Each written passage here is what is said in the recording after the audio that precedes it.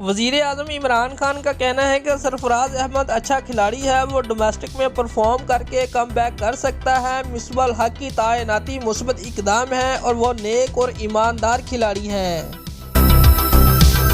इमरान खान ने वज़ारत उज़्मा का मुनसब संभालने के तवील अरसे बाद हफ्ता और अतवार की छुट्टी ली है। छुट्टी का दिन उन्होंने अपने करीबी दोस्तों के साथ गुजारा। उनके साथ गपशप के दौरान सियासत के साथ क्रिकेट के मामलात पर भी गुफ्तगू की। वज़ीर आज़म इमरान खान ने कहा कि डोमेस्टिक क्रिकेट में बेहतरी से ही क्रिकेट बेहतर हो सकती है। नए डोमेस्टिक सिस्टम से अच्छे क्रिकेटर्स पैदा होंगे। खिलाड़ियों की परफॉर्मेंस का अंदाज़ा T20 से नहीं होता बल्कि वनडे और टेस्ट से होता है।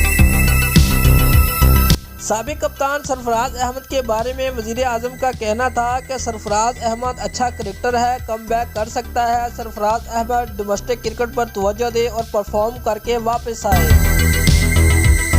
वज़ीर आज़म ने मिसबाह हक की तैनाती को मुस्बत करार दे दिया और कहा कि वो नेक और ईमानदार खिलाड़ी हैं। दोस्तों, अगर आपको हमारी ये वीडियो पसंद आई है तो लाइक और कमेंट लाजमी करें। शुक्रिया।